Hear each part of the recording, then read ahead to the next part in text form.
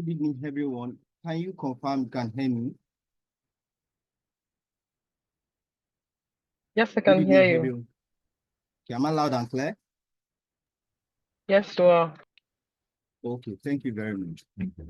While we are waiting for others, I think we need to start because we are having an session by 8 p.m. in dots, and we don't have enough time to accommodate waiting for people to join the call. But the meeting is being recorded for them, so they can always catch up with the meeting. So good evening, everyone, and welcome to the fourth section of our final day of the MBA Specialization conversation. We started this series since last week on Sunday, started with management. Monday, we did marketing. Yesterday, we did production and accounting. Today, we are starting with the big HR, in which so many HR people are so much interested in this conversation.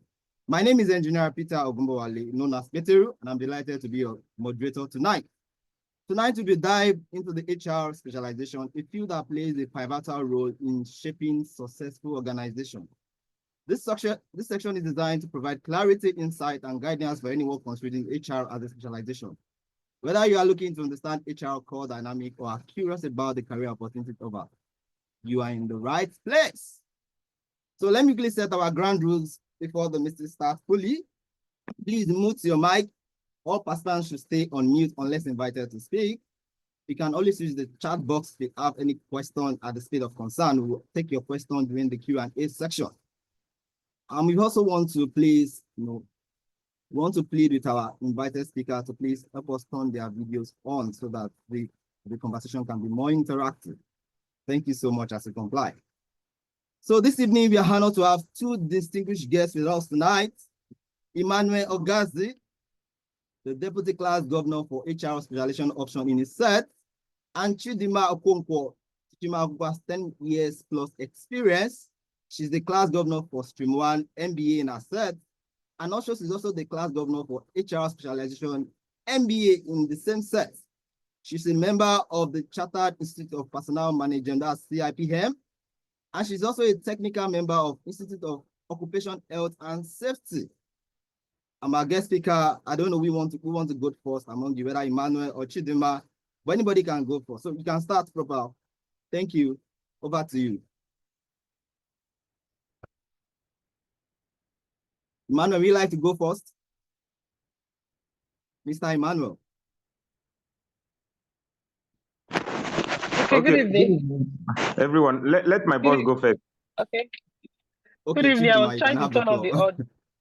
I was trying to turn on the audio, and I'm out on a function, so it's a bit dark.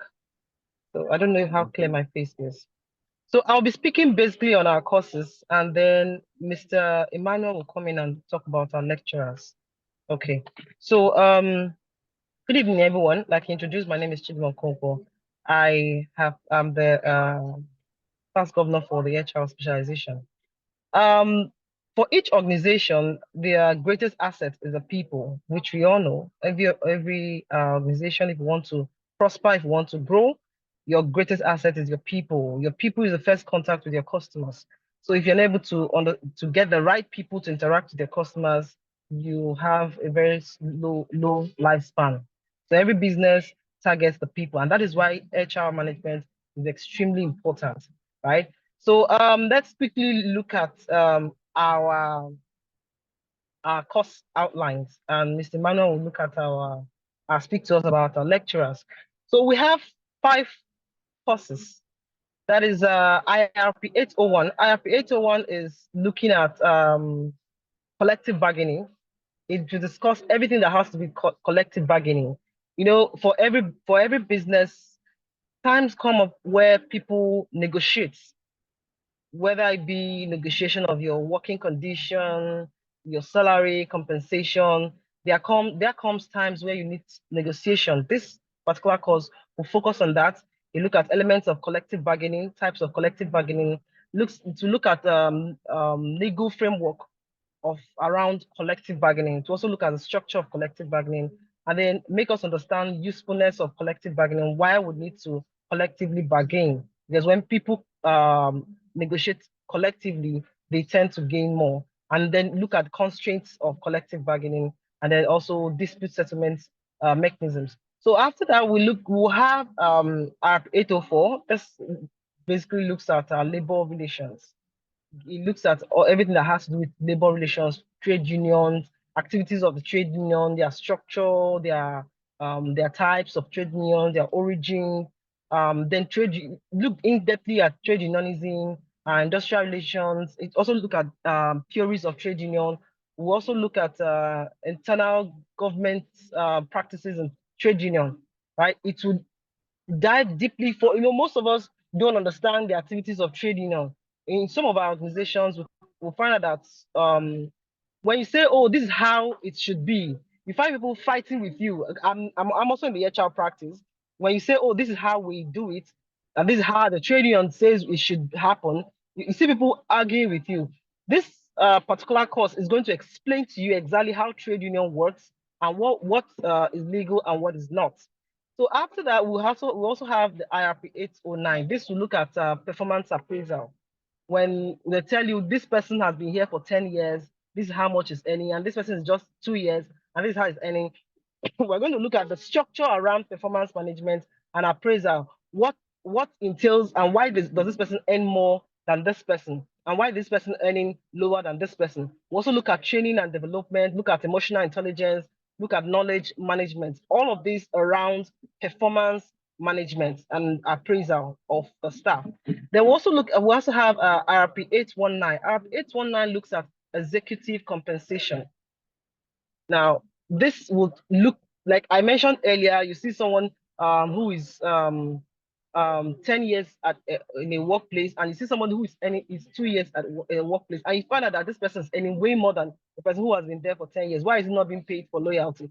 This particular course delves deeply into it. It's a little bit like performance management appraisal, but this delves into it. This explains it more. Why the executive compensation is usually higher, and then look at wage differentials between this person, person A and person B and person C. Looks at compensation and reward. Looks at job evaluation, how to evaluate somebody's job to say exactly what this person is worth or what this person should be paid. That is what I have 819 look at. Then we have I have 821. We look at public policies, commercialization of government enterprises, PSC and other government enterprises that are privatized. We look at alternate dispute resolution mechanisms also, and look at national industrial court, look at trade union, and also look at health and safety at work.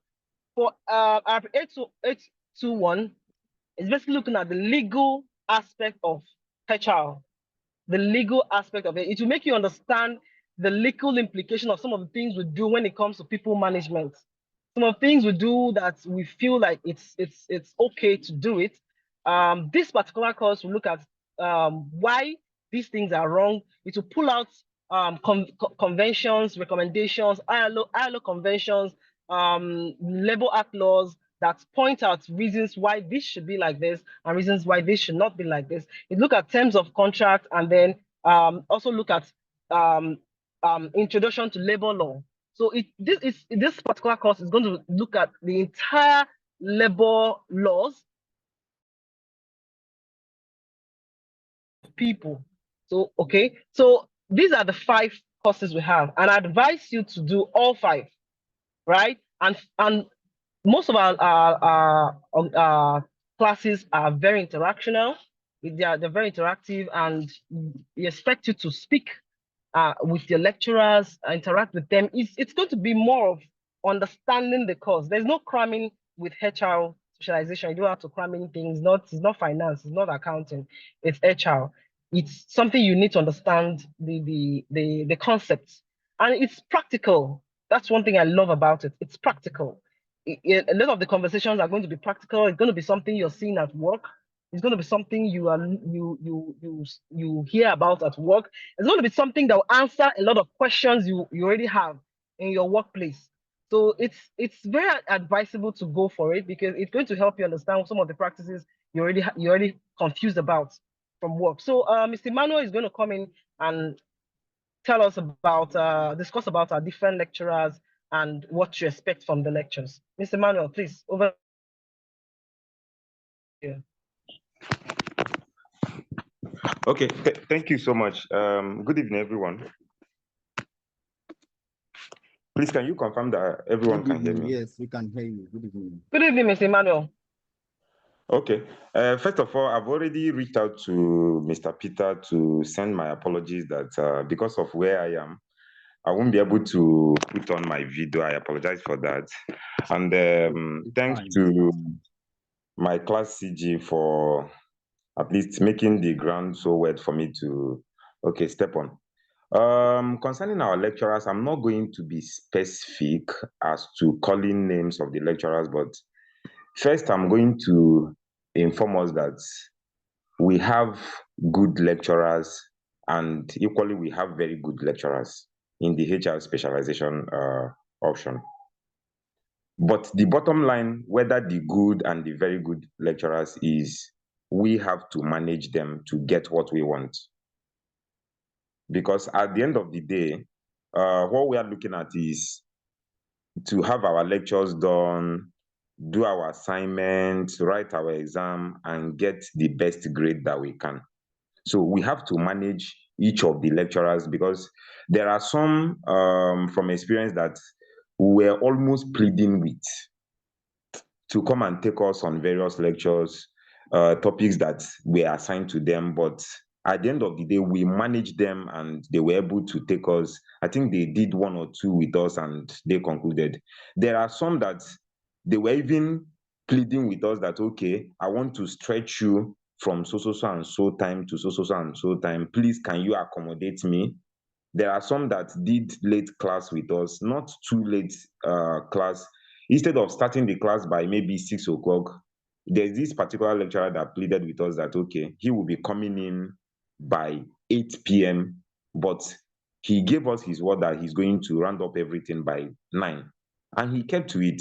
In short, most of us enjoyed him, but we have to, at the end of the point I'm trying to make is that you have to manage, especially the class governors, the leaders of the class, you have to manage the lecturers just to get what you want. Okay. There are some that you will see that they are in 2 or 3 courses, taking different courses, but you have to be very careful because some of us were mixing the topics up. Because somebody reached out to me trying to tell me that, okay, how far with this topic? But the person thought that the lecturer who took that topic is in the other course, whereas the lecturer is not in that course. The lecturer just came in to handle that topic and that was it. So you have to be careful to streamline the topics, the courses, and okay, this is this course, these are the topics, because they are almost similar. The discussions around HR specialization, most of them are almost similar, but you have to just streamline that. Okay, this goes for this goes for that. That's the only thing I can say concerning our lecturers. Then, since I'm still speaking on our lecturers, if for any reason, most likely to happen, if for any reason any of the lecturers in HR specialization is assigned to you as your project supervisor, please do well to at least have a good relationship with the lecturer. Do well to make sure that you work with the pace of the lecturer, especially those that are fast. Please you need to increase your pace to meet up with them. For those that are not too fast, you have to find a way to persuade them, to at least push them a little so that you can meet up. Because one good thing that helped some of us in the course of this our HR specialization is that we started our project early and we finished even before the call for submission was done. So the rush that others experienced at the 11th hour, people like myself, I didn't experience it. In fact, at a point, my own supervisor was even telling me that, when are you coming to see me? You know, when are you coming to submit the final copy so that I can sign for you to go and submit to the MBA school? So you will need to study the lecturers. If you can reach out, for instance, if any of the lecturer is assigned to you as your supervisor and you are not sure of the kind of person the lecturer or the supervisor is, you can reach out to any of us. we can provide maybe good information concerning the person. Okay, this is how you can flow with this person. There are some that mentioned to us that the issue of doing your project and submitting it to them online or sending it by mail or WhatsApp doesn't work for them. You will still have to bring it to their office for them to go through it, and that's it for them. There are some that mentioned that you have to send it via mail. Some will tell you that they didn't see it. You have to start following up on them to make sure that your work is treated, and they will give you feedback. So that's what I can say about our lecturers. But on a general note, I think the lecturers are not bad. Yes, the lecturers are not bad. Bad in the sense that they are friendly, they relate with us, the way they handled us, the cordiality was there, but most of them wanted the classes that we had to be interactive one. Most of them. It's not a class that they will just come in, deliver lecture, you listen and go. No. Most of them will ask questions, most of them will share ideas with us just to make sure that we are understanding. In short, they will even tell us, okay, how is it done in where you are working, in your organization? Have you heard of so and so thing? Share your own opinion about it. Then they will come in to maybe direct us better. Okay, this is how it is being done. This is how the standard should be, and all that. That's it for me for the lecturers. Thank you.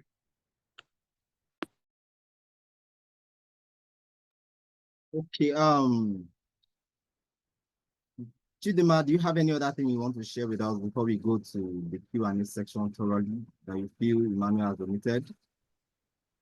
Yes, he has covered most of what it was supposed to be said. But let me quickly chip in. Like I said earlier, HR specialization is not a specialization where you cram things. There's no cramming. It's understanding the concept.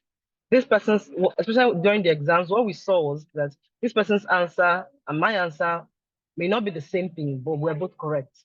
The idea is understanding the concept. The way I do it, we do it in my office is different from the way you do it in your office, but ensure that the concept is understood.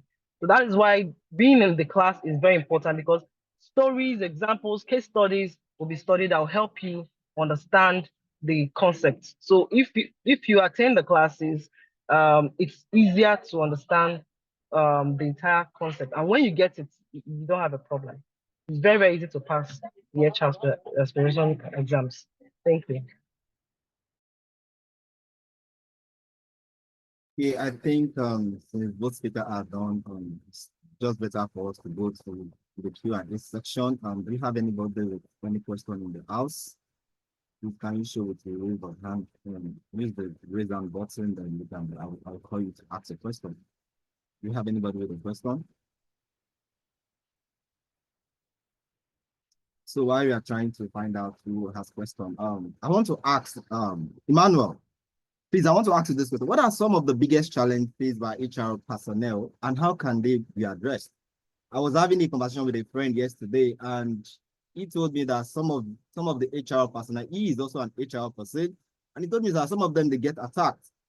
And I was asking him, what kind of attack? Because I know in industry, there are people that they feel cheated. Some of them, they feel entitled to some rights, but for some reasons, they don't get it. And that can really create friction between the relationship between the person and the HR. Because, for example, now I've seen many times where in an organization where people that they are expecting they to be promoted to the next level, and because of vacancy or somebody left the organization, they were expecting that, okay, since this person has left, they are the next. But for some reason, they will just say that HR will just bring in a new person, and they'll be wondering that they've been doing their best, they've been giving the best in the organization, but then why is it that they are being cheated? What do you have to say about some of those anomalies that happens in organization? What do you have to say about it? Okay, thank you, sir, for the question.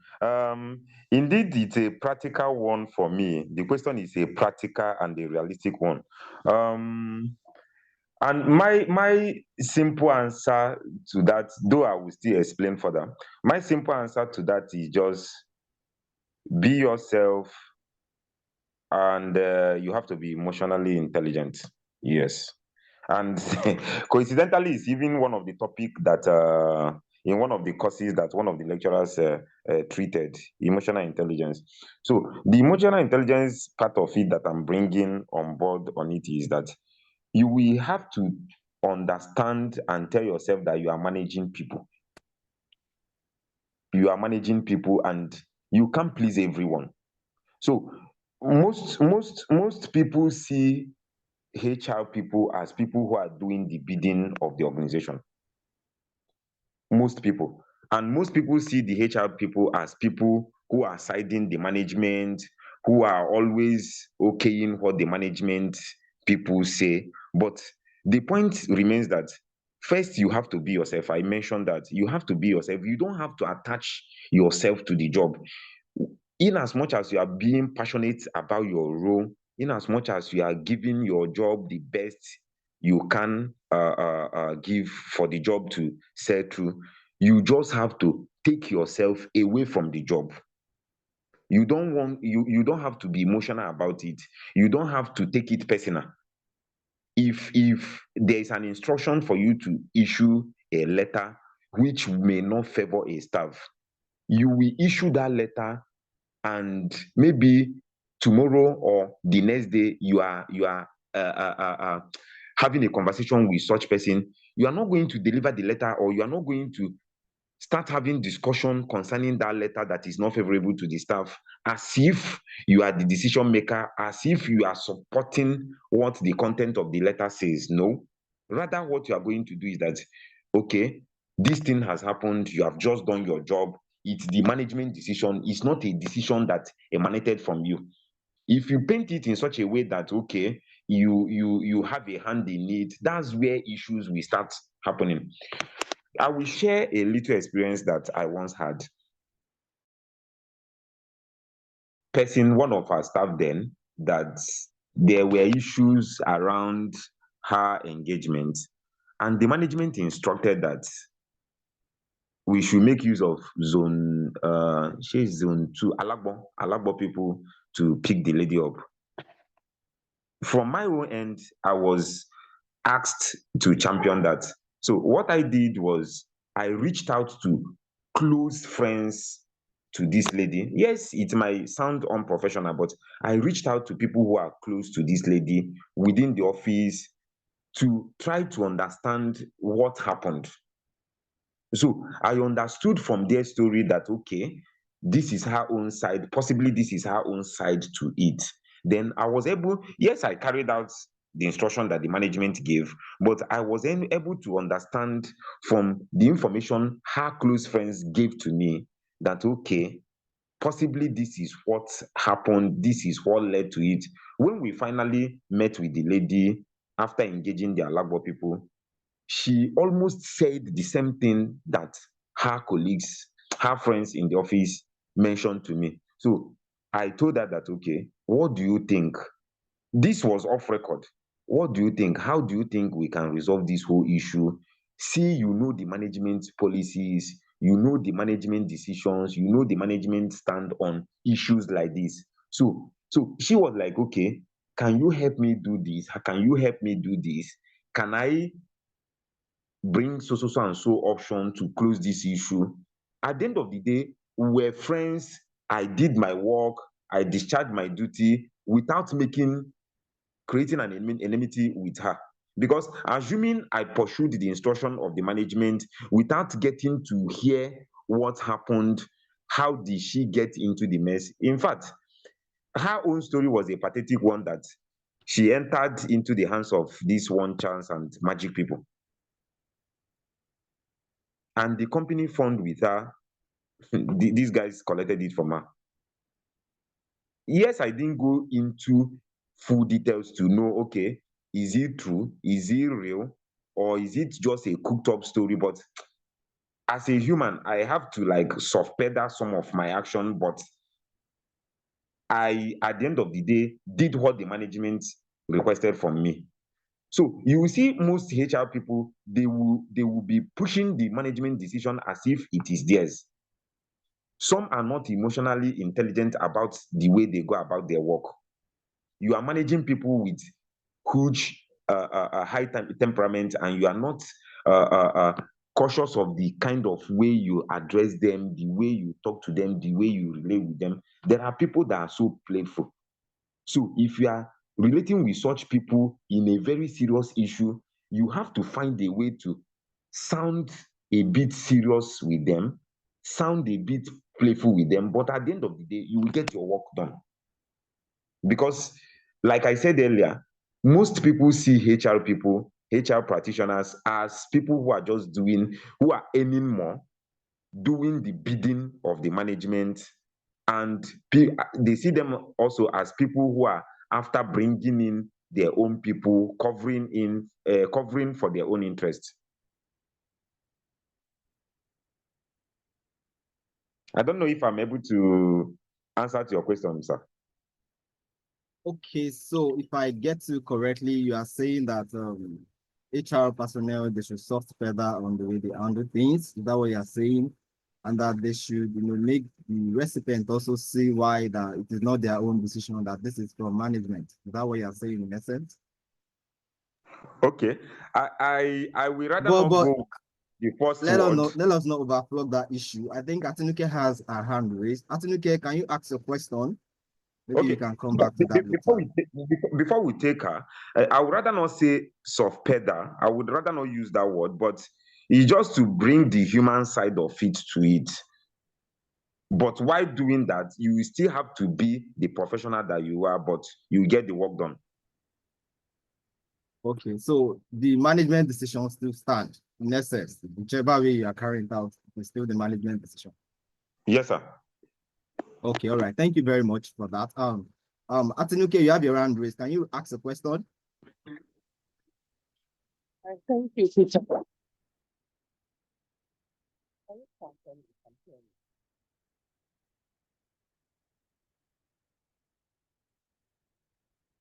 Good evening. Can you confirm you can hear me? Yes, we can hear you, but can you help us increase the volume a bit?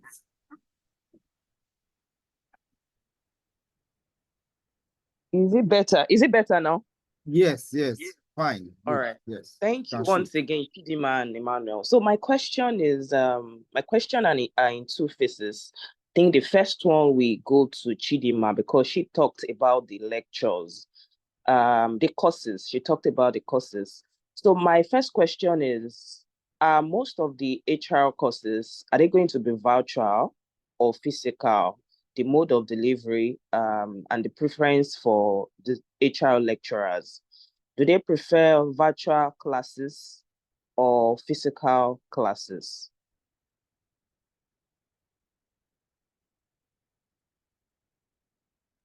Okay, we never had a single physical class. All our classes were all virtual. Never had a single physical class. Oh, all right. Thank you for that. Thank you. All right. Okay. Thank you, Chidima. So the next question I would like to ask is, I've heard that the HR courses, they are always very voluminous, right? And then I know lecturers have their preferred mode of answers to exam questions. So I want to ask, since the materials are always voluminous, do they prefer, or would you advise that when you're answering an exam question, you should make it lengthy as much as possible, or just go straight to the point? Do you really need to write a lot, or you just have to hit the nail on the head directly? It's just, asking general advice. Either Chidima or Emmanuel, please. Thank you.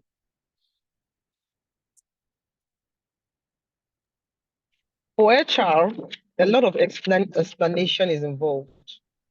So I'll advise you write as much as possible. But the main thing is, do not go off course. Understand the concept. What the lecturer is looking for is you understand the concept. Then building on that concept, give example. They will also mention it to you. The lecturers also mention to you that give examples, give case studies that would trace your point, so that they will know that this person actually understood what we taught, and this person was actually in my class. You can give examples from what the lecturer also said in class. The more you build on it, the more points you get. So write elaborately is very important. Okay, all right.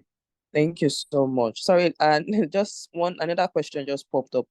So for those physical classes, do they really take attendance? Is attendance a big deal to these lecturers? Do they attach a mark to attendance?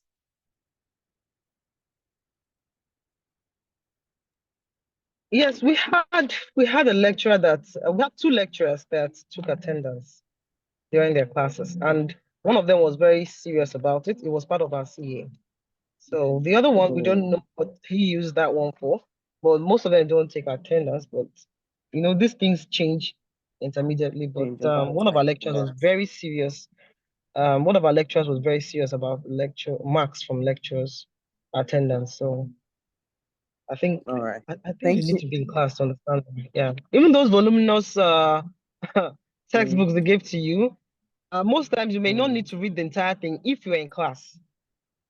If you join their classes, you may not need to read. Yes, you may not need to read the entire thing for you to make up the points for your exams. Okay. Thank you so much, Chidima. I really appreciate it. Thanks. That'll be all from me, Peter. Thank you. You're welcome. All right, Atinuke. So we have Tolulope Salako. Can you go? That's a question for you. Okay, good evening, everyone, to the speakers. Many thanks to you guys. Please, my question is the project topics. How are we the ones to go ahead to get the project topics, or will the lecturer give you topics you can research on and present as your project topic?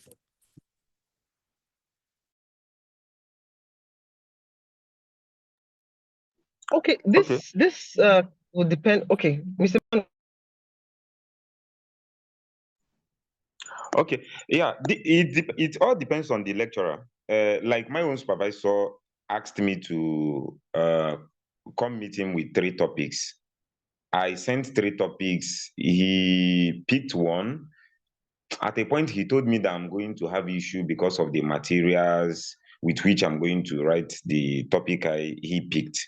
Because he too, he is interested in that topic. Then he offered me 3 new topics. Then I selected one, at least one that is close to the one he said I'm going to have issue writing on. So some lecturers will ask you to come with your project topics. Some will give you project topics. So it depends on the lecturer. And even the format differs from lecturer to lecturer. Some will go and tell you to start doing proposal and all that. Some will just tell you to start with your chapter 1 and all that. So it all depends on the lecturer.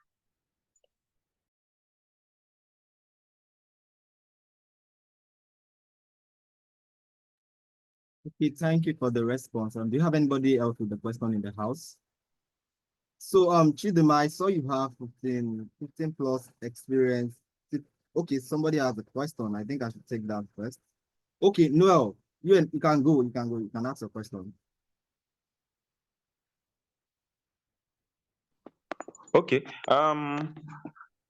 Okay. I just want to kind of bring practical touch to the HR specialization option. I'm going to be asking 1 or 2 questions, and I will be answering the questions as well. For instance, if somebody should ask me, why did I go for HR specialization option? Thank God my class governor CG is on this call. I was the last person that joined the HR specialization option. I was the last person. I was in one of the other specialization, but the thing was not blending with me. I switched. Okay. But then, should I use the word, I wasn't sure of the one I wanted to do. The other option I took earlier was because I wanted to explore something new other than what I'm used to. But when the new thing I wanted to explore was not accommodating me, I japa. I came to HR. I was the last person that joined the HR specialization. So you picking or going for HR specialization option depends on what you want. There are some students who went for certain specialization because of the mark attached to it. You will hear stories.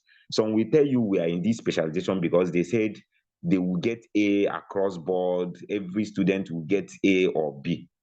It's enough reason for one to switch and go to such specialization. Some want to continue in line with the area where they are working currently. Some picked certain specialization because they wanted to explore new things, just like I did then, but it was not balancing in my head. Because the major reason why I even left the specialization I wanted to explore then was that I wasn't grabbing what they were saying there. And look at me trying to explore something new, and I'm not getting what they are saying there.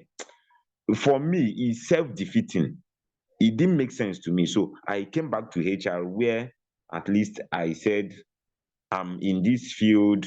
I needed to know more about this. Okay, let me give it a try. And it's something practical to me. So what are the career opportunities, assuming tomorrow you decide to go? Because I'm just speaking as if most of us have not decided to do HR, go for this HR specialization. Assuming you decide to say, okay, let me give this HR specialization a try. What are the career opportunities and the doors open for you? You can get yourself trained and specialized as a HR manager. Okay. Then there is the option of you can be a HR business partner in your organization.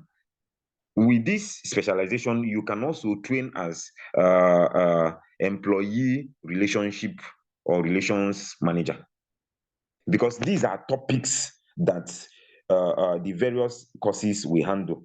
You can also specialize or get yourself trained as a compensation or benefits manager. You can also train yourself as a talent or skill acquisition manager while exploring this HR specialization option. So these are the career opportunities that you have opportunity to delve into while you are doing this HR specialization. Because the topics, in short, one of the topic is even on, in one of the courses, one of the topic is even on training and development. And I know there are organizations that have development or training managers. So if you get this topic very well, and maybe you do further study on it, you can get yourself trained as a training or development manager. So these are the career opportunities that you have while you go for this option of HR specialization. So it's for you to decide what you want. Is it the mark, like the rumor that some specialization they give A, they dash A's? So if your drive is to make distinction, and those specialization that I've not verified anyway, that they say they dash A very well, we boost your pursuit to make distinction. Is for you to pursue that. So if you want to explore new things, you are not in HR, but you want to explore the HR thing, good and fine.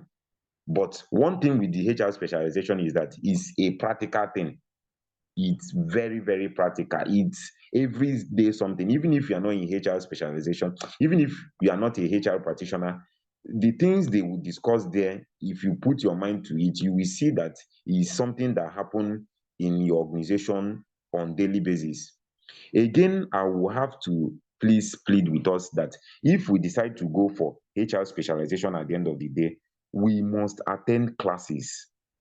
Forget about the materials that we start flying up and down. In short, HR specialization, I doubt if we had the opportunity to have so many materials. In fact, getting the past question for HR specialization was hell for us. But at the end of the day, we were able to get. So you must attend classes, because the things they are going to dish out in classes that the lecturers will take are exactly what they will bring during exam. They will even give you examples. They will even ask questions. People will make comments. So those comments, those examples, those classes are what they will bring out during exam. So I will not encourage anyone that will settle for this specialization to miss any of the classes. Then if there is anybody that can be taking notes, recording notes. Don't rely on maybe after the classes, the lecturer will share the video or the recording. Most of them never did. In short, none of them did, except, I think, except one person, one of the lecturer, except one, from my record, except one of the lecturer. So it pays better to, in as much as the timing may not be suitable, it pays better to listen to the class, try and note down 1 or 2 points. So that's the practical thing I say, let me bring up as we are looking at HR specialization. Thank you. Okay, do you have anybody with a question in the house? So, Chidima, while I'm waiting for somebody to indicate that he or she have question, and Chidima, I saw you have 15 years of experience, and then you have, is this CIPM now? Okay, CIPM, yes, in your CV as well. So that means you are an HR specialist. So I want to ask the question. I know one of the things that demotivates an employee in an organization, this is a practical question, is compensation. It matters a lot because that's why many of us are working. If not for the money, in fact, we won't be working. So I know it's, compensation play a lot of role in an employee's life, and is always the source of demotivation for an employee. So as an HR specialist, I want to ask, how do you motivate an employee, or how do you increase an employee morale without compensation?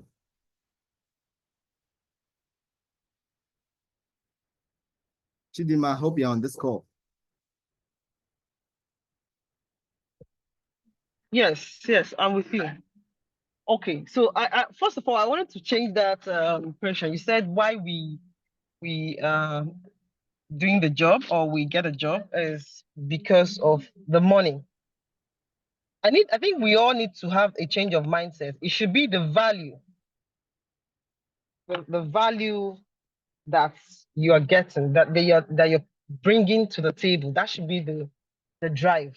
If money is the drive, there are certain situations where you'll be so challenged that you want to drop the job. But if the value you're providing is the drive, it's difficult for anything to discourage you.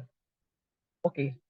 I have I'm trying to get one of my mentors said something. He said, for you to thrive in any workplace, you have to think like the entrepreneur. You have to think like the business owner. When you think like the business owner, it makes it easier for you to thrive in any workplace. And I'm going to say this: HR professionals are they're like the business partners, because, like I told you, for every business, their greatest asset is their people, because their people is the first contact the customer gets. So, and also their people is what drives the company going, the organization going. So I must say that when it comes to compensation, what motivates the people, a different, like there's a particular course that will talk about compensation and rewards. There are different things that motivate people. Some people are driven by money. That is normal. There are a lot of people who are driven by money, and there are people who are driven by the environment, the work environment. There's someone that will tell you, even if they're paying me 1 million, if the environment is toxic, I won't stay. That's why the current Gen Z now that we have, if no matter how much you're paying them, if the environment is toxic, they'll leave you. For the HR professional, we're always looking out for scenarios or things that will encourage people to stay. As an HR professional, we have what we have: exit management. When someone says, I want to go, I want to leave, we always have this exit interview. So when we have this exit interview, from the interview, you know what drives this person. We'll find out why this person works. Some people work because for the sole purpose of making money, just increase my salary and I'll stay. No matter how toxic the environment is, no matter how much I'm growing career-wise, I don't mind, just increase my salary. I'm fine. And there are people who don't mind how much you increase their salary, as long as they're having training and development, you're improving their career, you're getting them exposed, you're taking them for seminars, conferences, they're getting exposed, they're getting to know more, their career is expanding. That is their purpose. So the money is not their target. Their target is how exposed or how much and how far they are growing. So people are different. So when you find out exactly what makes that person tick, then you look at how to incorporate that. For somebody who says, oh, I'm not growing here, I'm not learning, I feel like I've gotten to the plateau of my career here, I'm not able to grow anymore, you can bring out training platforms. Take the person for a degree outside the country or some other places that will expose the person to a greater and higher expanded career. I know that this person's interest is their career path. You create that path to ensure that this person is growing career-wise. And then you see some people say, oh, my interest is the money, increase my money. You all boils down to negotiation. So when you find out what the person wants, it's easier to find out how to encourage the person to continue working. So the goal is find out what that person wants, what the interest of that person. Once you find out the interest of that person, it's easier to manage and help encourage the person to stay. I hope I've answered the question. Okay, thank you, Chidima. Do you have anybody in the house with a question? I want to ask further, you being an HR personnel, what are the most challenging aspects of being an HR professional? What are the most challenging aspects of being and how can students prepare to tackle them? For some of us that are going to be specializing in this HR, how can we prepare to tackle them? For me, the highest challenge I've had is communication and managing people, because you're managing you're managing a lot of people. Like currently, I'm managing about 7,000 people, over 7,000 people with different interests, different backgrounds, different experience. So the challenge is being able to understand each person individually. That has been a very big challenge. You have to have, like Mr. Manuel has said, emotional intelligence, understand where this person is coming from, when this person, some people, everybody has their different interests. Somebody walked into the office some 3 weeks back or so and said his mother died. That was why he parked a vehicle somewhere and then he didn't work for the whole day. And then when he came, he said, oh, because his mother died. About 2 days later, he came back and said, no, his mother did not die. Right? So such things can be strange, right?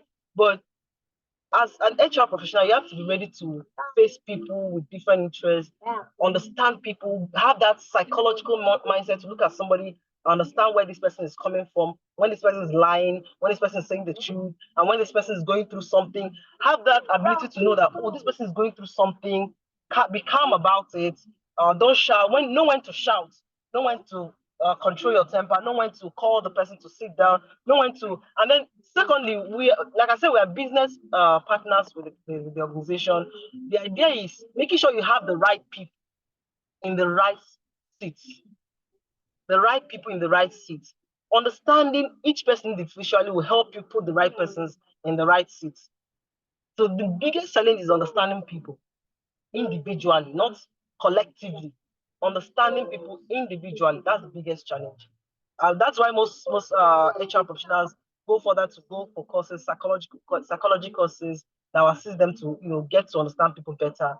So that's the major challenge, understanding people individually. That's for me, that has been the biggest challenge. And then communicating your points in such a way that you're not misunderstood. That's another challenge. Thank you. All right, Chidima. Mr. Emmanuel, I know I've left you. I want to ask you a question as well. What is the most valuable lesson you've learned from working on HR that you think students should know? What are the lessons you've learned in this field so far? And you feel we, the students that we are specializing in HR, should know? Okay, thanks for the question. It's almost a lesson that for me I got in the course of maybe looking at the challenges that I faced while discharging my duty as a HR person. The lesson for me is one, being able to understand people, not fully. It's a big lesson because when there is understanding, when there is communication, and you people understand each other, you will see that people are happy. Because the HR people now are the more or less, I call in our office, I talk to them. If we are having meeting, I'll be like, hello guys, we are having middlemen's meeting. And they already know that I'm referring to HR people because we are at the middle. You know, we are the middlemen in the sense that we relay the policy of the management back to the people. We make those policy enforceable and all that.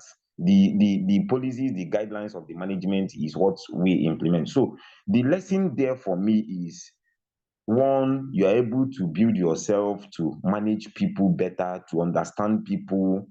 One, you are able to build yourself to maybe control, if you are the type that have a high temperament, to be able to, okay, know when to hold your temperament, know when to unleash certain things.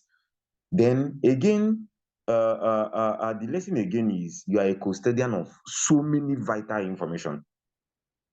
So your ability to keep those vital information, confidential information, even when you or your friends are involved, is a good lesson that personally I've taken out of this role as a HR person, because mine is just a dual one. I'm doing HR and regulatory. So there are certain information that, okay, in the course of the discharge of my duty, I'm able to say, okay, I've learned this lesson of being able to keep certain information. I've trained myself better. In short, not quite long. I think about Wednesday, somebody confronted me and said, you, everything they say, you be like, okay, your answer is always okay. But they don't know that it's a strategy for me to be able to, as in, meter what I say to people, because your words might be interpreted by people you are relating with, because they might just take it that, assuming somebody comes to your office and say, Oga, are we expecting increments very soon? When is it next month? Depending on the kind of answer, what that person want to hear is yes. What that person want to hear at that point is yes, that increment is going to happen. So you have to manage yourself, you have to train yourself. So I've learned that lesson. Is a valuable lesson that I've learned while discharging my duty, that okay, I now know how to meter out the answer and response I give to people, that okay, in some circumstance I will just be like, okay, when people are talking, I will be like, really? Is that what happened? Okay. So let it not be that I'm the one saying yes or giving a positive gesture towards what they want to hear. So it's a lesson for me. All right, thank you so much, Emmanuel. Let me take the final question before we round up the section. What skills or quality do organizations look for when hiring HR professional, especially those with an MBA background? What do you think they are looking for?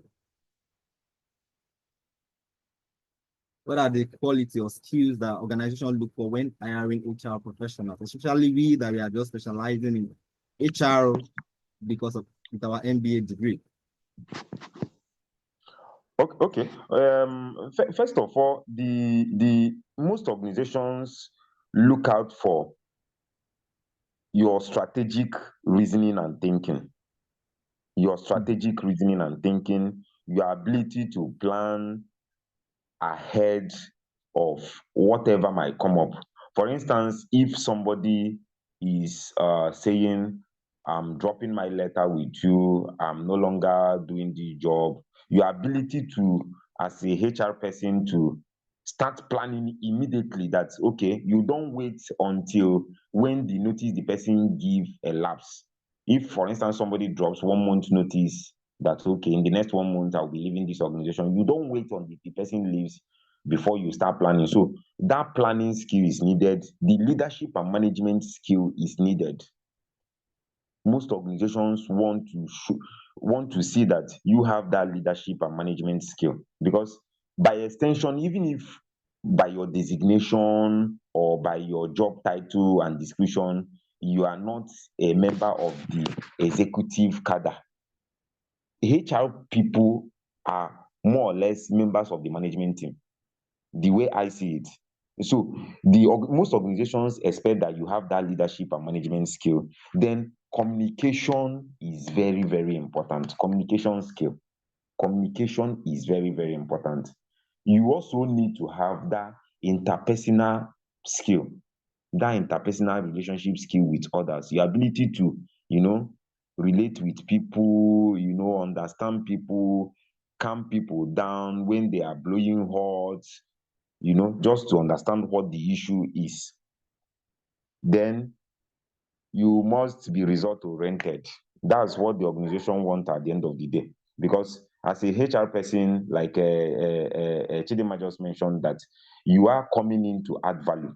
They are expecting you to add value. So you must be result oriented. You must have skill to problem solving skill. These are the things that I think most organizations will watch out for if they are looking for a HR person.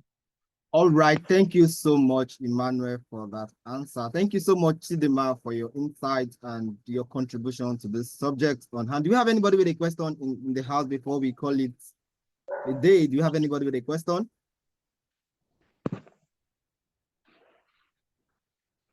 Okay, so since we don't have any question, I'm not sure if you have any. Let me confirm from the chat. Okay. Oh, okay. Emmanuel, you have a question. You have something for us? Okay, I think myself and Chidima, we are skipping something. Please, I just have to bring it up because the way I view this conversation is just I see it as an expository of what people are to expect while choosing the HR specialization option. Please expect plenty individual and group assignments. Expect plenty of them. And please do well if you settle for this option to do those individual or group assignments and submit. So make sure you submit them on time. That's what I say. Let me point out. Thank you, sir. All right, thank you so much, Emmanuel, for that addition. Thank you so much, Chidima, for joining us in this wonderful section. Thank you so much. We will be taking the big finance challenge by 8 o'clock. We don't want to keep everybody waiting. Tolulope has a question again. Okay, Tolulope, you can ask a question. Okay, is it possible for Manuel and Chidima to please share their details for some of us that is looking like we'll be the only ones in that specialization and we'll need some form of guidance and whatever. Is it possible for us to get their contact? Okay, yeah, yes, Tolu, no issues. I'm always available. You can get my details from Mr. Peter, but don't expect plenty people in HR specialization. Like I said, we are just 15. We are just 15 of us. Then again, please make sure you register for all the 5 courses in HR. You have the option to do 5 or 4, but please go for the whole 5. It's better to err on the side of surplusage than to err on the side of shortage. Thank you. All right, so much. So I'll share your contact with Tolulope. Thank you, our wonderful speaker, Chidima. Thank you, Emmanuel, for your wonderful contribution. Okay, Chidima, I have your permission to share your contact, right? Yes, you do. Okay, all right. Thank you so much for this wonderful section and your insight. Thank you so much. We'll be having Finax by 8 o'clock. It's already 8 o'clock. Thank you so much. Please help me appreciate Tolulope. She has been very supportive right from the one. She's the one that handles this meeting link. In fact, we are even using our subscription to host this meeting. Please help me appreciate Tolulope. She's been doing a wonderful job. Thank you so much, Tolulope. We appreciate all that you are doing for the class. Thank you so much. So we want to go now. Thank you, Sophia. Thank you, Sandra, for joining the call. Thank you, Ebenezer Chizoba. I can see you. Thank you, our invited guest. Thank you, Dolapo. I see you. Thank you so much, everyone. Thank you, Ebenezer. Thank you so much. Do have a wonderful evening. We are starting finance immediately now. Thank you so much. See you all in finance section. Thank you. Have a wonderful evening.